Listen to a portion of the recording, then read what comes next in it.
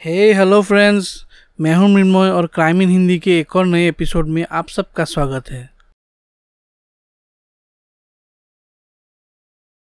दोस्तों, आज की जो कहानी है उसको आप one of the greatest survival stories बोल सकते हैं। और ये इतनी मोटिवेशनल है, इतनी स्ट्रॉन्ग स्टोरी है दोस्तों, आपको सुन के मज़ा आ जाएगा। ये जो कहानी है दोस्तों, ये ह्यूमन जो विल पावर है वो एक्सट्रीम कंडीशंस में कितना स्ट्रॉन्ग हो सकता है, उसकी एक बहुत ही अच्छी मिसाल है। कैसे कुछ लोग एक जगह फंस जाते हैं और फिर इतने सारे लोगों के बीच से एक शख्स ऐसे लीडर उनका उभर के आता है जो इन सारे लोगों की जान बचाता है। ऐसी कहानियाँ दोस्तों हमें फिल्मों में, किताबों में तो सुनने को मिलती है, लेकिन ये हकीकत है और ऐसा असली में हुआ है। ये कहानी है दोस्तों the Andes mountain plane crash की। ये 1972 की घटना है दोस्तों, जब एक प्लेन यूरुग्वे से चिली जा रहा था और बीच में ही इस प्लेन का एक्सीडेंट हो जाता है।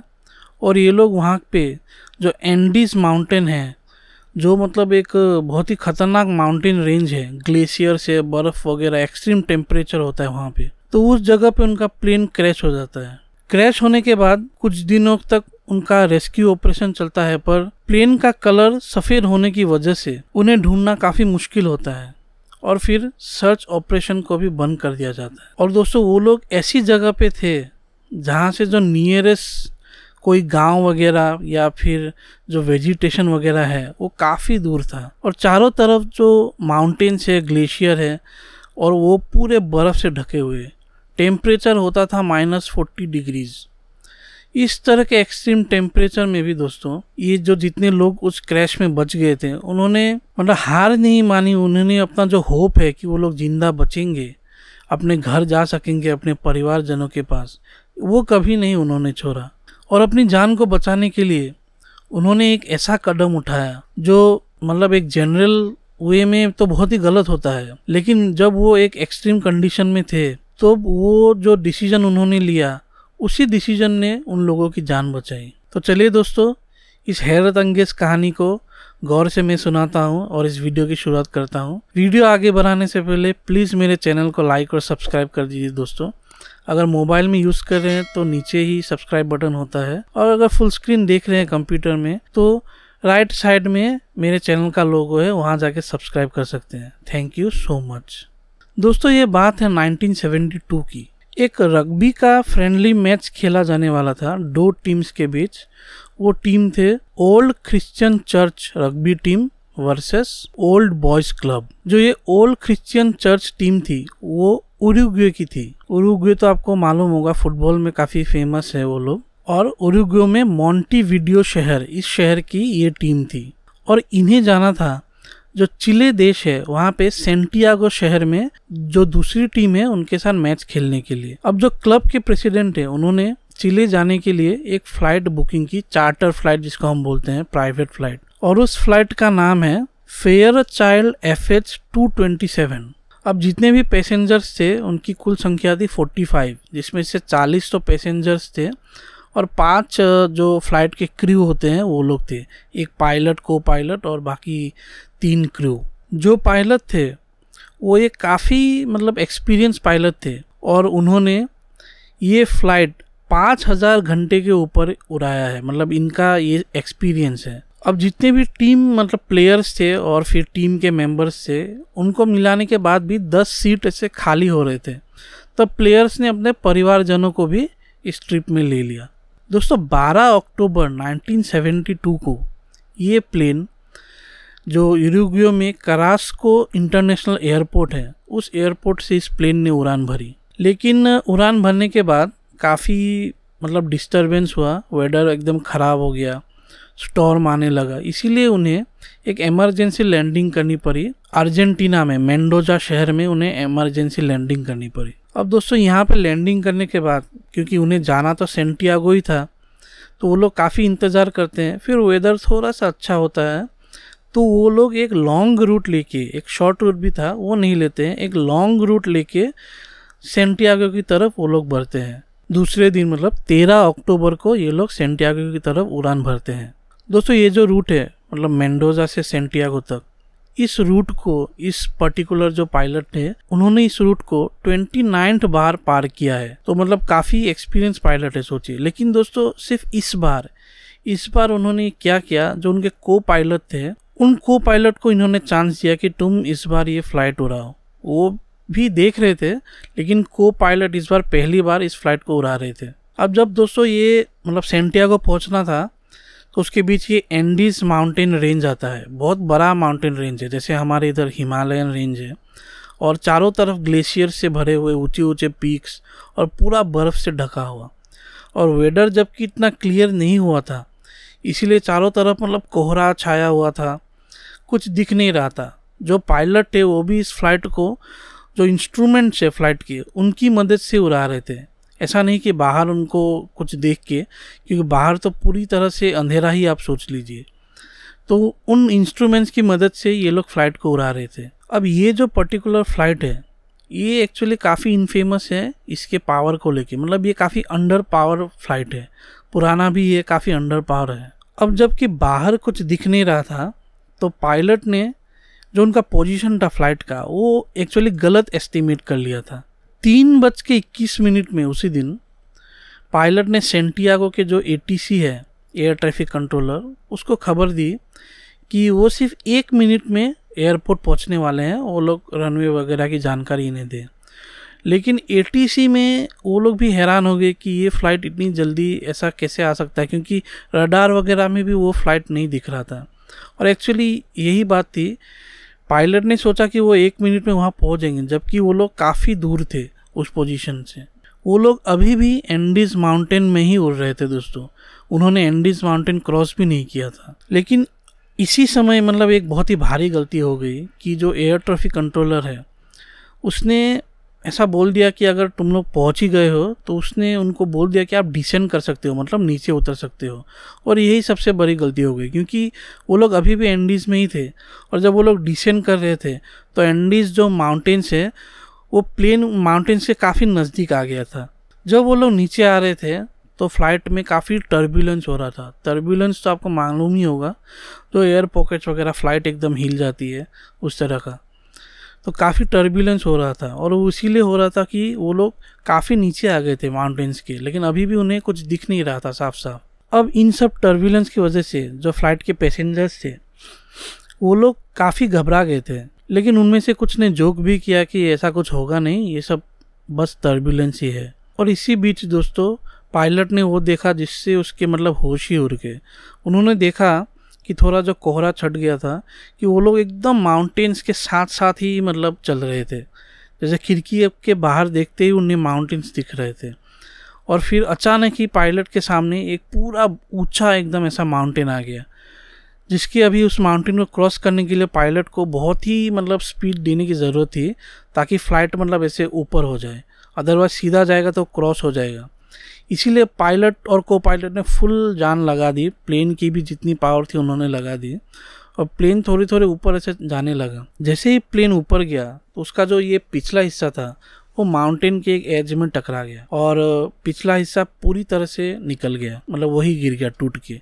और उसके साथ ही 3-4 पैसेंजर भी उधर ही गिर गए, और उनकी मतलब ऑब्वियसली आप समझ सकते हैं, फ्लाइट से गिर के तो उनकी मौत ही होगी। और जो प्लेन था बाकी का हिस्सा वो आगे बढ़ने लगा। थोड़ी देर बाद ही एक विंग टूट गया, फिर दूसरा विंग टूट गया, और उसका जो फ्यूजलाज था, मतलब फ्यूजलाज मतलब जो बिना विंग और टेल के आप सोच सकते हैं प्लेन कैसा दिखेगा, वो फ्यूजलाज ऐसे हवा में उड़ता चला जा रहा था। ये स्क्रीन में आपको अलाइव करके मूवी है जो इस घटना में बनी है, उसकी फुटेज आपको दिख रही होगी। जब वो प्लेन का हिस्सा और भी नीचे गिर रहा था दोस्तों, तब और भी 2-3 पैसेंजर्स वहाँ से मतलब एकदम जैसे उड़ गए वहाँ से, वैसे प्लेन से वो लोग नीचे गिर गए। और फिर प्लेन फिर ज़मीन में आ गया, ज़मीन मतलब बर्फ़ में, और पूरी तरह से मतलब वो एक स्पीड में, बहुत ही ज़्यादा स्पीड में आगे बढ़ रहा था। स्पीड अगर बोला जाए तो 220 माइल्स पर आवर। तो इतने स्पीड से 300 किलोमीटर के ऊपर स्पीड से वो प्लेन जो फ्यूजलाज है वो एकदम आगे बढ़ रहा था। और आगे बढ़ते बढ़ते एक जो एकदम बर्फ़ की दीवार थी, ऐसे दीवार में वो जाके प्लेन टकराई, और उसका जो हिस्सा था कॉकपिट का, वो पूरी तरह से मतलब डिस्ट्रॉय हो गया। कॉकपिट पूरी तरह से डिस्ट्रॉय हो गया, और जो इम्पैक्ट था दोस्तों, उससे क्या हुआ, पीछे वाले लोग भी एकदम आगे की तरफ उड़ के आ गए, सीट वगैरह सब। मतलब आप सोच सकते हैं कितना डिस्ट्रक्टिव ये एक्सीडेंट हुआ होगा। इसी इम्पैक्ट में दोस्तों मेन जो पायलट है उनकी जान चली जाती है, को पायलट बुरी तरह से इंजर्ड हो जाता है, और भी पैसेंजर जो उड़ के फ्रंट की साइड आ गए थे 3-4 उधर भी मर जाते हैं। और फिर उस बर्फ़ की चट्टान से मतलब टकराने के बाद वो फ्यूजलाज तो रुक जाता है। फिर काफ़ी लोग सर्वाइव भी कर जाते हैं, करीब 33 ऐसे सर्वाइव करते हैं 45 में से। फिर वो लोग एक दूसरे की मदद करते हैं, कई लोगों के पैर टूट जाते हैं, मतलब ज़्यादातर लोग ही इंजर्ड हो जाते हैं। फिर वो लोग पायलट के पास जाते हैं, कॉकपिट पे जाके वो लोग देखते हैं मेन पायलट तो मर चुका है और जो को पायलट है उसकी मतलब एकदम हालत ख़राब है। जो फ्लाइट के इंस्ट्रूमेंट होते हैं वो सब इसके अंदर मतलब पहुंच चुके थे। और फिर उस को पायलट ने अपनी गन, क्योंकि ये एयरफोर्स का प्लेन था, अपनी गन निकाली और एक पैसेंजर को उसने दिया और उसने कहा कि तुम मुझे गोली मार दो। लेकिन दोस्तों ये लोग तो आम इंसान थे, कैसे इसको गोली मार सकते थे, किसी ने भी ऐसा नहीं किया। लेकिन कुछ देर बाद ही वही इतनी बुरी इंजरी से उस पायलट को पायलट की भी मौत हो जाती है। अब दोस्तों ये जो फ्यूजलाज था वो जिस लोकेशन में था उस पहाड़ में, उसका हाइट था 11,700 फीट। दोस्तों ये काफ़ी मतलब ऊंचा हाइट होता है दोस्तों। और जिस ग्लेशियर में ये क्रैश हुआ था उसका कोई नाम नहीं था, लेकिन बाद में इसको ग्लेशियर ऑफ टीयर्स का नाम दिया गया। अब दोस्तों वो लोग एक ऐसी जगह में फंस गए थे जहाँ से नियरेस्ट सिविलाइजेशन, खाना वगैरह कुछ भी बहुत दूर था दोस्तों, क्योंकि बर्फ़ में ना कोई वेजिटेशन है, ना कोई जानवर आएगा जिसे ये लोग मार के खा सकते हैं। तो ये भी एक प्रॉब्लम आने वाली थी इनको। फिर जब ये लोग मतलब उस फ्यूजलाज से बाहर आए, एकदम ठंड का मौसम था दोस्तों। जो पहला दिन था, स्पेशली सब लोगों ने, ये जो सर्वाइवर्स थे उन्होंने बोला है कि जो पहला दिन था वो काफ़ी मुश्किल था, क्योंकि उनको समझ ही नहीं आ रहा था कि वो लोग क्या करें। वो लोग क्रैश हो गए थे, कितने लोग मर गए थे, उनके दोस्त, उनके परिवारजन, और बाकी बहुत लोग मतलब इंजर्ड हो गए थे। जो फ्यूजलाज था वो काफ़ी एक संकरा था, मतलब इतना तो बड़ा प्लेन नहीं था वो।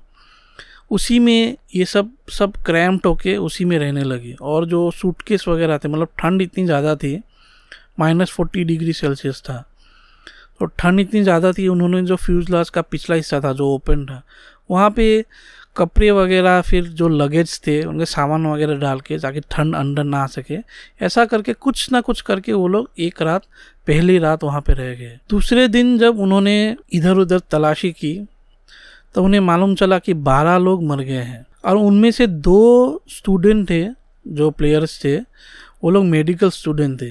तो उन्होंने भी जो इंजर्ड थे या फिर दूसरे लोग, काफ़ी मदद की उनकी। कुछ मेडिकल किट्स उनके पास थे, उससे उन लोगों की ड्रेसिंग वगैरह उन्होंने की। लेकिन दोस्तों इस कहानी का जो मेन कैरेक्टर है नंडो पराडो, वो भी इस फ्लाइट का ही एक पैसेंजर था, एक प्लेयर था। तो वो एक्चुअली जो एक्सीडेंट हुआ ना उसमें इंजर्ड होके 3 दिन तक वो कोमा में रहा।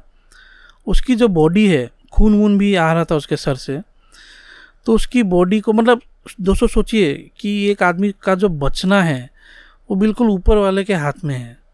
उसको पूरी तरह से उसका सर फट गया था, इंटरनल इंजरी था उसको, और वो बिल्कुल बेहोश था।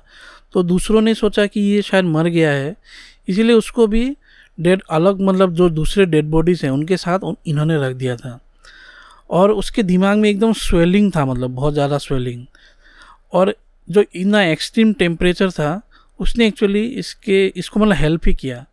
इसका जो दिमाग का स्वेलिंग था वो काफ़ी कम कर दिया। और 3 दिनों के बाद मिरेकुलसली दोस्तों सोचिए कि इसको फिर से होश आ गया और वो मतलब ठीक हो गया। लेकिन इस फ्लाइट में दोस्तों नंडो के परिवारजन भी थे, उनकी माँ और उनकी बहन थी। तो उनकी माँ तो गुजर गई थी और बहन भी काफ़ी क्रिटिकली इंजर्ड थी। वो भी कुछ देर बाद, इसके होश आने के कुछ देर बाद उनकी बहन का भी डेथ हो गया था। तो सोचिए दोस्तों इस नंडो पराडो की स्टोरी अभी तो शुरू ही नहीं हुई है, फिर भी कितनी इंटरेस्टिंग और मोटिवेशनल है कि मर के भी वापस आ गया है। मतलब अब ये पहला हफ्ता होने वाला था उन लोगों का, और इस पहले हफ्ते में 5 और लोगों की जानें चली जाती है, क्योंकि वही मतलब बहुत ही ज़्यादा इंजरी थी उन लोगों को। अब इन लोगों को ये तो मालूम था कि इनको वो प्लेन के अंदर ही रहना है, तो सीट वगैरह सब कुछ जितना भी सामान था वो सब इन्होंने हटा दिया, फाड़ दिया, और फिर कुछ ना कुछ तरीके से उन्हें उस जो गैप था फ्लाइट का वहाँ पे लगा दिया ताकि ठंड अंदर ना आ सके और ये लोग कम से कम अच्छी से सो सके। पानी की काफ़ी ज़रूरत थी इनको, तब उन्होंने क्या किया कि बर्फ़ तो था ही, उसको गलाने के लिए एक इलेक्ट्रिकल कुछ था इनके पास, उस चीज़ से इन्होंने बर्फ़ को गलाया और इनके पास खाली वाइन की बोतल्स थी, तो वहाँ पे इन्होंने पानी को जमा कर लिया। तो पानी की एक्चुअली इनको प्रॉब्लम नहीं हुई क्योंकि सिर्फ बर्फ़ गलाने की ही बात थी। दोस्तों ये जो सभी लोग थे उन्हें बर्फ़ में रहने की बिल्कुल आदत नहीं थी क्योंकि ज़्यादातर एक्चुअली समंदर के पास रहते थे, तो ये उनके लिए एक बिल्कुल ही नया एक्सपीरियंस था। ऊपर से वो लोग इंज्योर्ड थे और बाहर का जो तापमान था वो दिन हो या रात हो वो -30 डिग्री होता था। तो सोचिए ये कितना ही एक्सट्रीम टेम्परेचर है दोस्तों, सोचिए। दोस्तों कुछ ही महीनों पहले मैं भी सिक्किम गया था घूमने के लिए और वहाँ पे भी मतलब मैं भी कभी पहली बार मेरा ऐसा एक्सपीरियंस था कि बर्फ़ वाली जगह पे मैं गया हूँ। तो वहाँ पे मैं गया और वहाँ पे दोस्तों इतनी ठंड थी, इतनी ज़्यादा ठंड कि मैंने ज़िंदगी में ऐसा ठंड कभी एक्सपीरियंस नहीं किया था। टेम्परेचर वहाँ पे था -14 डिग्रीज़ जहाँ पे मैं गया था। तो आप सोच सकते हैं कि मैं आपको कैसे एक्सप्रेस करूँ, मतलब फ्रिज में हाथ डालने जैसा एकदम टेम्परेचर था। और ये सोचिए दोस्तों ये -30 डिग्री, तो किस तरह का मतलब हड्डियाँ गला देने वाला ठंड। और उस ठंड में ये लोग टोटल 72 डेज इन्होंने वहाँ पे सरवाइव किया। 72 डेज दोस्तों, सोचिए, मतलब एक एकदम एक्स्ट्रा ऑर्डिनरी कहानी है दोस्तों ये। अब दोस्तों इनके पास बचने का सिर्फ एक ही तरीका था कि ये लोग जितना भी उनके पास कुछ है सामान वो लोग इकट्ठा करे, खाना वाना। तो उन्होंने यही किया, मेडिकल सप्लाईज इन्होंने कहीं से इकट्ठा की, फिर ये जो जितने भी कुशन्स वगैरह थे उनकी मदद से कुछ शेल्टर वगैरह मतलब प्लेन के अंदर ही इन्होंने बनाने का ट्राई किया।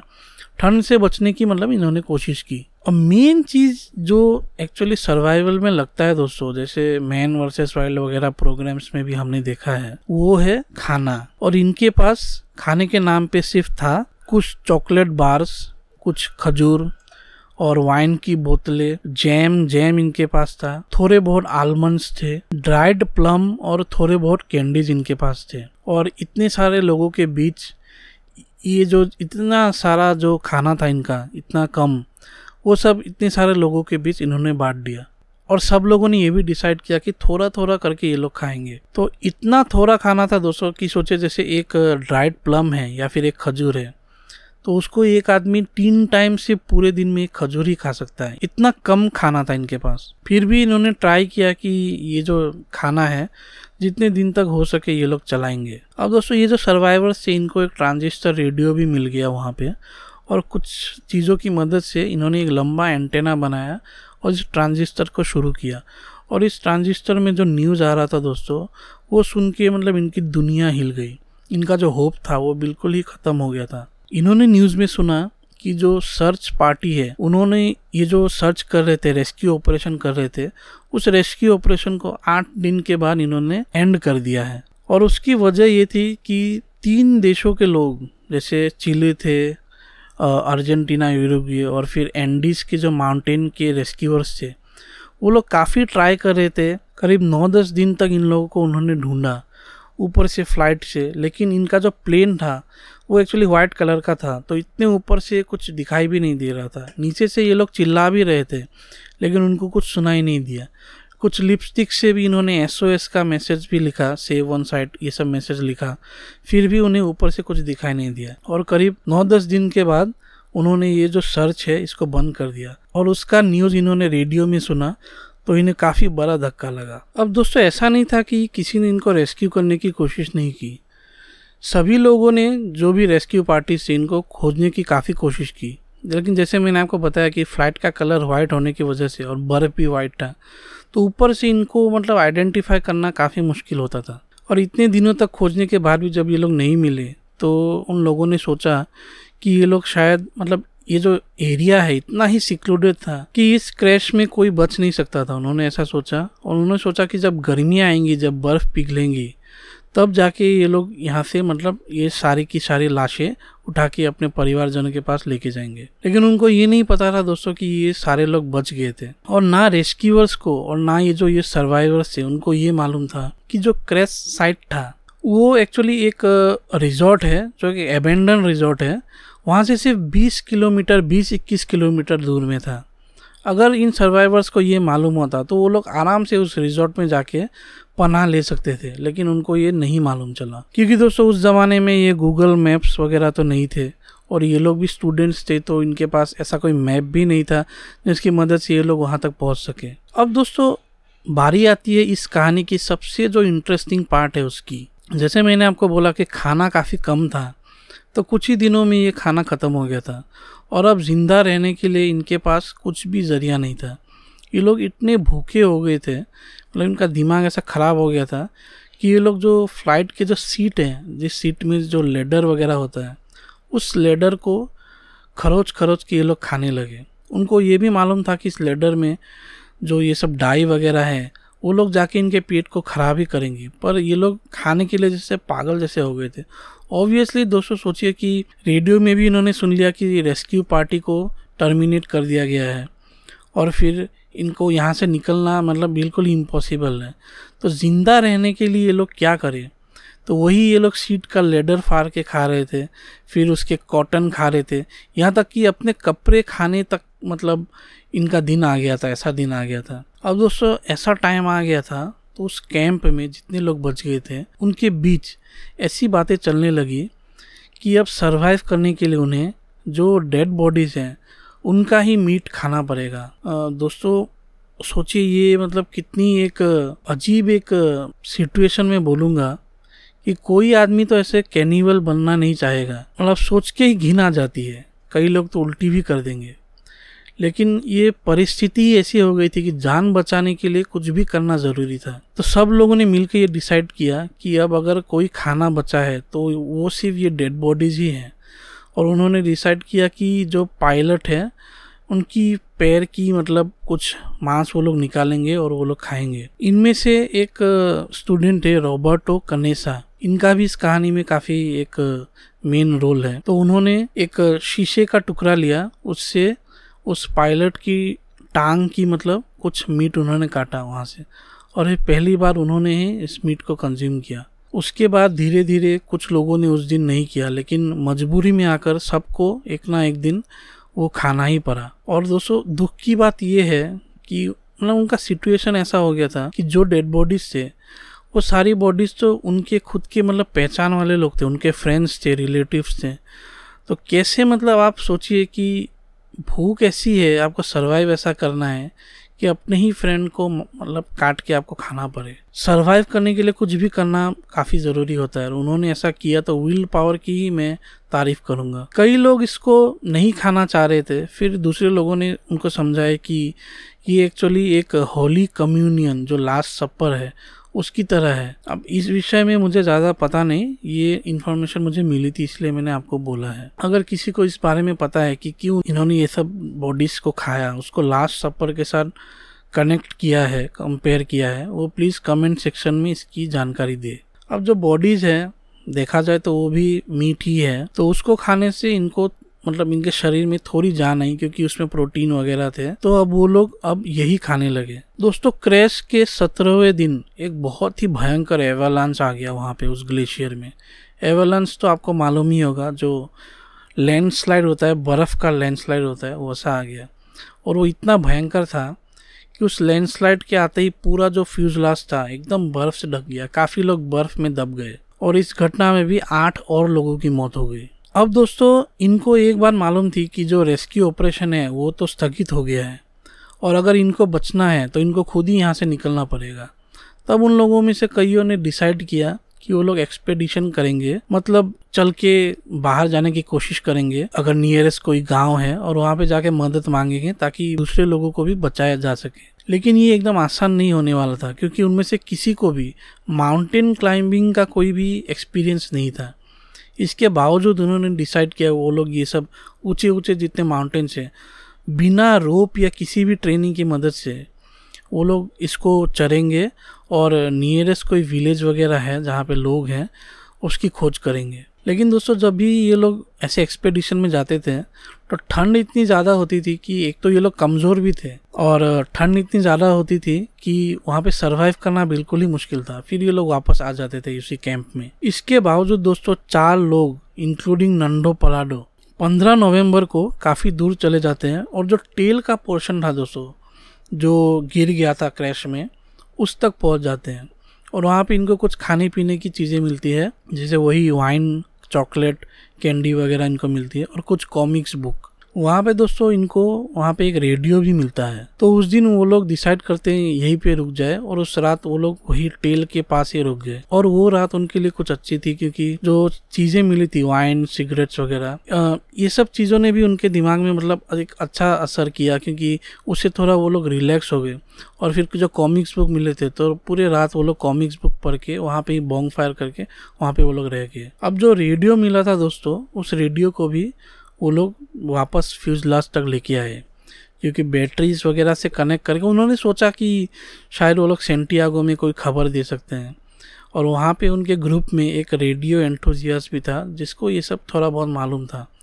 लेकिन दोस्तों इतना सब करने के बाद भी वो रेडियो को नहीं चला पाए और ये प्लान भी उनका फ्लॉप हो गया। इसी बीच 3 और लोगों को भी मौत हो गई। मतलब धीरे धीरे कमज़ोरी की वजह से, इंजरी की वजह से लोग मरते जा रहे थे। अब ये बात बिल्कुल क्लियर हो गई थी दोस्तों कि अगर बचना है तो किसी ना किसी को इस जो पूरे जो पहाड़ है, क्रैश साइट है, इससे एकदम बाहर जाना पड़ेगा, ह्यूमन कांटेक्ट तक जाना पड़ेगा। और ये बात भी क्लियर हो गई थी क्योंकि बाहर जाने के लिए जो मतलब कई दिन लगेंगे और वहाँ पे रात को रुकना पड़ेगा, तो ठंड से बचने का कुछ ना कुछ करना पड़ेगा, नहीं तो ये लोग सर्वाइव नहीं कर सकते और कुछ ही दिनों में सभी लोगों की मौत हो जाएगी। अब उनमें से एक ऐसा शख्स था जिसको मतलब सिलाई बुनाई उसको आती थी, उसके पास ऐसा किट भी था सिलाई बुनाई वाला। तो उसने क्या किया, प्लेन के जितने भी पार्ट्स थे, जो इंसुलेशन के पार्ट्स थे, वो काफ़ी गर्म होते हैं, तो उन पार्ट्स को और कुछ कपड़े वगैरह मिला के उसने एक बहुत बड़ा एक स्लीपिंग बैग बनाया, बहुत बड़ा, जिसके अंदर जितने लोग भी एक्सपेडिशन में जाएंगे वो लोग उस स्लीपिंग बैग में घुस के ठंड से बच सकते हैं। और ये मतलब एक बहुत ही क्रिटिकल चीज़ होने वाली थी। अगर ये स्लीपिंग बैग नहीं होता तो कोई भी मतलब बाहर जा ही नहीं सकता था, इतने ठंड में रह ही नहीं सकता था। अब दोस्तों दिसंबर 12, 1972 को नंडो पलाडो, रॉबर्टो कनेसा और विजिंटिन, ये तीनों ने डिसाइड किया कि ये लोग ही बाहर जाएंगे और तब तक ये लोग जाएंगे जब तक कोई मदद इनको ना मिले। इनके पास माउंटेन क्लाइंबिंग का कोई भी एक्सपीरियंस नहीं था, ना ही कोई इक्विपमेंट था, ना कोई कंपास, ना कोई मैप। और अगर सिर्फ एक ही चीज़ थी जो इनको बचा सकती थी, वो थी जो स्लीपिंग बैग इन्होंने बनाया था प्लेन के इंसुलेशन से। दोस्तों ये लोगों ने फिर पहाड़ की जो चढ़ाई है वो शुरू की और दोस्तों 3 दिनों तक ये लोग चढ़ते रहे। और ये पहाड़ दोस्तों आप सोचिए इतना ऊंचा था कि जो फ्यूजलाज था, जो कैंप था, वहां से 3 दिन तक ये लोग जो चढ़ रहे थे वो दिखाई दे रहा था। आप सोच सकते हैं कितनी मतलब खतरनाक चढ़ाई ये होगी। करीब 3 दिन चढ़ने के बाद जो पीक था वहां तक नंडो पलाडो पहुंच गए थे। वहां पे पहुंचने से पहले वो एक्सपेक्ट कर रहे थे कि पीक पे पहुंचने के बाद कोई ग्रीन वैली वगैरह दिखेंगे, पर ऐसा कुछ नहीं दिखा। चारों तरफ सिर्फ बर्फ के पहाड़ थे, चारों तरफ, मतलब मीलों तक सिर्फ बर्फ ही बर्फ, कुछ भी नहीं था मीलों तक। और ये देख के वो तीनों काफ़ी हताश हो गए थे।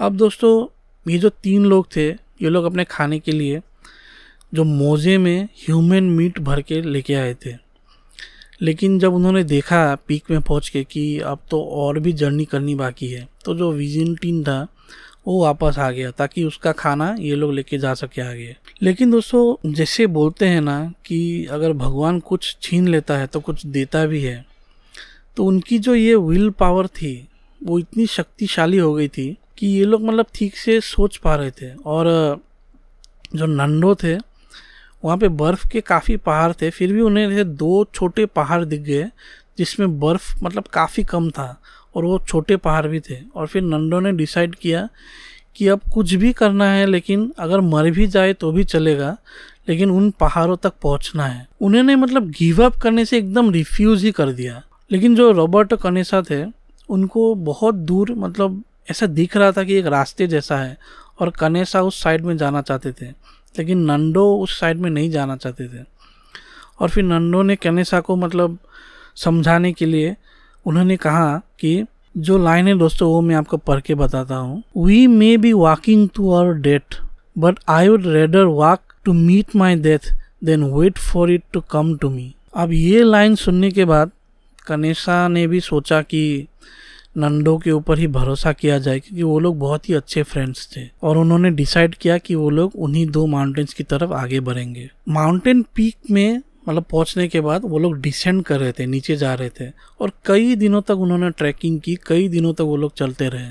कई दिन चलने के बाद दोस्तों एक रिवर उनको मिल गया, एक माउंटेन के नीचे एक रिवर उनको मिल गया।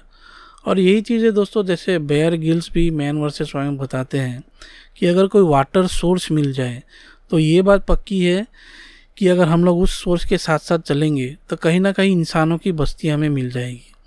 तो ये कनेसा और नंडो पराडो ने भी यही किया, वो लोग रिवर के साथ चलने लगे। चलते चलते दोस्तों जो वेजिटेशन था वो बढ़ने लगा, मतलब ग्रीनरी बढ़ने लगी, और जो बर्फ़ वगैरह थे वो काफ़ी पीछे छूट गए थे, और अब पहाड़ों में बर्फ़ वगैरह नहीं थी। जो ट्रैकिंग का 9th डे था उस दिन जाके दोस्तों इन्होंने एक काऊ को देखा। वो लोग इतना टायर्ड हो गए थे कि वो लोग वही नदी के मतलब पास ही वो लोग ऐसे गिर गए थे, और वहाँ पे ही वो लोग रेस्ट लेने लगे। और कनेसा ने भी जवाब दे दिया था कि वो अभी एक कदम भी और नहीं चल सकते। तो वो लोग अभी ठंड से बचने के लिए थोड़ी बहुत लकड़ियाँ इकट्ठा करने लगे। तभी उन्हें दोस्तों वो चीज़ दिख गया जिसकी वो लोग 2 महीने से भी ज़्यादा से एक होप कर रहे थे। वो है कोई और इंसान। उन लोगों को 3 इंसान दिखे नदी के दूसरे पार। नंडो ने मतलब दबी दबी आवाज़ में ही, क्योंकि आवाज़ भी बैठ गई थी, वो लोग इतने कमज़ोर हो गए थे, लेकिन फिर भी उन्होंने उन तीनों आदमियों को बुलाया, नदी के उस पार से उन तीनों आदमियों को बुलाया। और लेकिन नदी की आवाज़ थी, मतलब उनको पहुंच नहीं रही थी, फिर भी उनमें से एक ने इनको देख लिया था। लेकिन उसके बाद भी उस आदमी ने बोला कि मैं कल आऊँगा। तो एक रात और उन्हें उसी जगह पे रहना पड़ा। दूसरे दिन वो आदमी लेकिन आया उनके पास, और एक पत्थर में एक कागज़ और एक पेन ऐसे चिपका के दूसरे पार उसने भेज दिया। और नंडो ने उसमें लिखा कि मैं उस प्लेन क्रैश से आया हूँ और काफ़ी दिनों से हम लोग हाइक करके यहाँ आए हैं, हमारे बेस कैंप में और भी लोग सर्वाइवर्स हैं, तो प्लीज़ हमारी मदद कीजिए। ऐसा नंडो ने लिख के फिर उस आदमी को दे दिया। और उस आदमी को भी याद हुआ कि कुछ दिन पहले उसने ऐसे प्लेन क्रैश के बारे में सुना था। उस आदमी को ये सुन के मतलब वो एकदम चौंक गया था, और फिर उसने कुछ ब्रेड भी दूसरी तरफ नंडो और कनेसा को दिया। उस आदमी का नाम था दोस्तों सर्जियो कैटलन। दोस्तों जिस जगह पे ये लोग थे वो भी काफ़ी दूर था, मतलब नियरेस्ट कोई शहर से।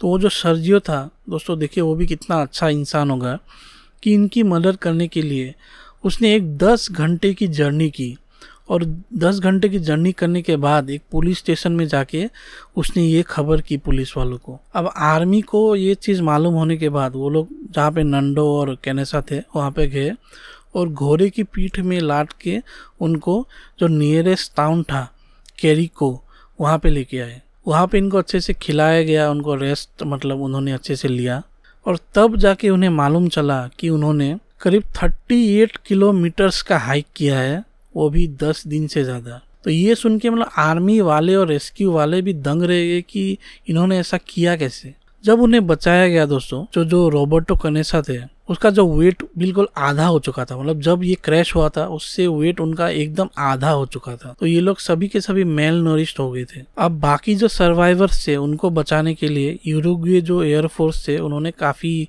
2-3 हेलीकॉप्टर्स भेजे, और उन हेलीकॉप्टर्स को उस क्रैश साइट तक लेके जाने में भी नंडो पराडो ने ही मदद की। उन्होंने ये एग्री किया कि वो इनके साथ जाएंगे उस क्रैश साइट तक और अपने दोस्तों को बचाएंगे। तो एकदम दोस्तों देखिए मतलब एक लीडर जैसे वो सामने आए इस कहानी के अंत में। और दोस्तों सोचिए कि जो बेस कैंप में थे फ्यूजलाज में रहने वाले, वो तो सभी होप खो चुके थे। तो पहली बार जब हेलीकॉप्टर्स उनके पास आया होगा तो आप सोचिए कि उनको कैसा फील हुआ होगा दोस्तों। मतलब उनके दिमाग में क्या इमोशन चल रहे होंगे कि वो लोग अपने माता पिता, अपने बीवी, गर्लफ्रेंड, बच्चों से मिल सकेंगे। कैसा लगा होगा उनको, मतलब सोच के ही गूस बम्स आ जाता है। दोस्तों 22 दिसंबर 1972 को जाके सभी लोगों को उस जो क्रैश साइट था वहाँ से निकाल लिया गया और सभी लोगों को, जितने भी लोग वहाँ थे, बचा लिया गया उनको। उन सभी को ब्रोकन बोन्स, फ्रॉस्ट बाइट, जो हार्ट की बीमारी वगैरह सब उनको हो रही थी, मतलब उनकी एकदम हालत ही ख़राब थी और सही समय में ही उन्हें बचा लिया गया। अब दोस्तों जो रेस्क्यूअर्स थे उन्होंने वहाँ पे इनकी फ़ोटो खींच ली थी और उन्हीं फ़ोटोज़ में एक फ़ोटो ऐसा आ गया था जहाँ पे कुछ लोग बैठे हुए थे। वो फ़ोटो अभी आपको स्क्रीन में दिख रही होगी और एक ह्यूमन कारकास जो स्केलेटन है वो ऐसा दिख रहा होता। क्योंकि ये लोग काफ़ी दिन वहाँ पे थे, खाने की कोई और चीज़ें नहीं थी, तो इन्होंने कैनिबलिज्म का सहारा लिया और काफ़ी सारी बॉडीज़ इन्होंने खा ली थी। तो ये देख के मतलब रेस्क्यूअर्स एकदम थोड़ा डर गए वो लोग। और इस चीज़ ने मतलब उन्होंने डिसाइड किया था, नैंडो ने, फिर सभी लोगों ने, कि ये जो कैनिबलिज्म की बात है ये लोग अपने घर वालों को आराम से बताएंगे। लेकिन ये रिवील हो गया एक काफ़ी निगेटिव वे में और काफ़ी लोगों ने ऐसा बोलना भी शुरू कर दिया कि शायद इन्होंने इनको मार कर ये लोग खा गए होंगे, लेकिन ऐसा नहीं था। और फिर ये सारे के सारे जो सर्वाइवर्स थे उन्होंने एक प्रेस कॉन्फ्रेंस की और उन्होंने कहा कि किन परिस्थितियों में जाके उन्हें ऐसा करना पड़ा। हालांकि वो लोग ऐसा करना नहीं चाहते थे। तब जाके मतलब इनको थोड़ा पब्लिक से सिंपैथी मिला कि शायद इन्होंने अच्छा ही किया कि ये लोग ऐसा कर, क्योंकि ये लोग ने सिर्फ सरवाइव रहने के लिए ऐसा किया था। अब दोस्तों जो बॉडीज़ हैं जो मतलब मर गए थे उनको वापस घर नहीं लाया गया। अथॉरिटीज़ ने डिसाइड किया कि उन बॉडीज़ को वहीं पे दफनाया जाएगा और वहाँ पे एक मेमोरियल बनाया जाएगा इस घटना के ऊपर। और जो प्लेन जो हिस्सा था, फ्यूजलाज था, उसको पेट्रोल डाल के उसको जला दिया गया। लेकिन दोस्तों आज भी उस जला देने के बाद भी कुछ तो लोहा वगैरह बच गया होगा, वो आज भी उसी जगह पे मौजूद है जहाँ पे वो क्रैश हुआ था और वो मेमोरियल भी, उसकी तस्वीरें आप देख रहे होंगे। तो दोस्तों काफ़ी इंटरेस्टिंग कहानी थी। होप करता हूँ ये कहानी आपको अच्छी लगी हो। अगर अच्छी लगी हो तो प्लीज़ मेरे चैनल को लाइक और सब्सक्राइब कीजिए दोस्तों, और जल्दी से जल्दी प्लीज़ दोस्तों मेरे 1000 सब्सक्राइबर्स कीजिए। करीब 17-18,000 व्यूज़ हो गए हैं और सब्सक्राइबर 500 भी नहीं हुए हैं। अगर आपको अच्छी नहीं लगी है तो आप सब्सक्राइब मत कीजिए, लेकिन अगर दोस्तों आपको अच्छी लगी हो तो प्लीज़ मुझे अप्रिशिएट करने के लिए, या फिर मेरी भी ज़िंदगी कुछ चेंज हो, इस वजह से ही आप प्लीज़ मुझे सब्सक्राइब कीजिए। तो दोस्तों जल्द मिलता हूँ ऐसी एक और कहानी के साथ।